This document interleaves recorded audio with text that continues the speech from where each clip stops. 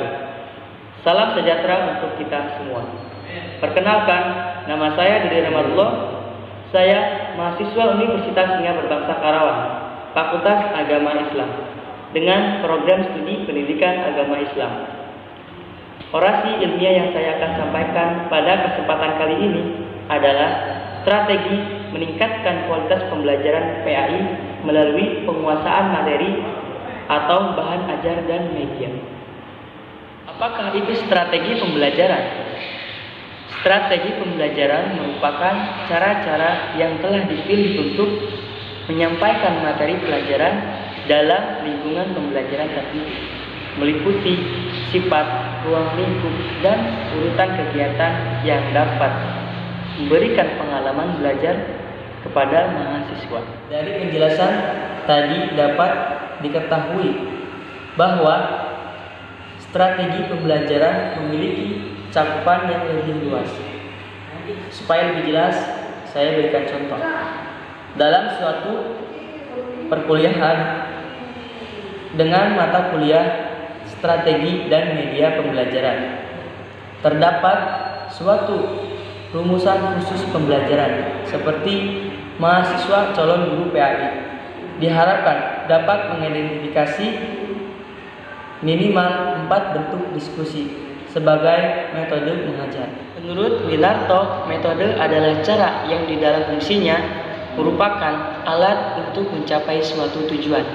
Makin baik metode yang dipakai, makin efektif pula kualitas pembelajaran. Namun, metode dan teknik terkadang sering dibedakan, yang dimana metode bersifat prosedural, sedangkan teknik bersifat implementatif. Strategi pembelajaran tidak hanya terbatas pada prosedur kegiatan, melainkan juga termasuk di dalamnya materi atau paket pembelajaran. Strategi pembelajaran terdiri dari metode dan teknik. Sebagian orang sering menggunakan kata metode atau teknik secara bergantian. Strategi yang dipilih untuk mencapai tujuan tersebut ada beberapa macam. Pertama, mahasiswa diminta mengemukakan 4 bentuk diskusi yang pernah dilihatnya secara kelompok. Kedua, mahasiswa diminta membaca 3 macam buku bentuk-bentuk diskusi. Yang ketiga, mahasiswa diminta mendemonstrasikan cara-cara diskusi sesuai dengan bentuk apa yang dipelajari. Sedangkan kelompok lain mencatat dan mengamati kekurangan-kekurangannya untuk didiskusikan setelah selesai demonstrasi. Keempat, mahasiswa diharapkan mencatat hasil diskusi kelas. Dengan ini bisa diketahui teknik pembelajaran dan metode demonstrasi dan diskusi dapat meningkatkan kualitas belajar dan mengoptimalkan fungsi media yang ada. Dengan banyaknya keterlambatan mahasiswa dalam memahami suatu materi.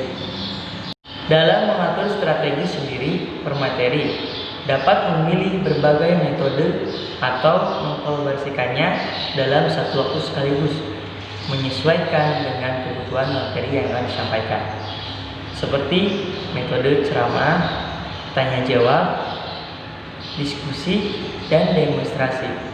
Berbagai macam media seperti infografis, papan tulis, film, gambar, dan alat peraga dapat digunakan dengan optimal sesuai dengan fungsi dan kebutuhan materi. Karena media adalah bagian dari teknik-teknik yang dipilih per materi. Dalam hadis dapat diketahui kedudukan strategis pembelajaran sangatlah penting, bahwa Rasulullah SAW pun dalam mengajarkan ilmu kepada para sahabatnya tidak menempati selalu beliau sebagai salah satu sumber belajar. tetapi terkadang menggunakan strategi bervariasi supaya apa yang disampaikan dapat dipahami dengan baik. Inilah yang dapat saya sampaikan. Sebagai bentuk, saya akan menyampaikan kutipan dari pernyataan Jean Piaget. Tujuan paling prinsip dalam pendidikan adalah menciptakan manusia yang mampu melakukan hal-hal baru. Tidak hanya mengulangi apa yang dilakukan generasi sebelumnya. Manusia kreatif, memiliki daya cipta dan penemu. Karena pendidikan menumbuhkan kesadaran, mengajarkan bagaimana menumbuhkan tanaman mereka sendiri. Terima kasih. Ihdinas shiratal mustaqim. Wallahu a'lam bishawab. Wassalamualaikum warahmatullahi wabarakatuh.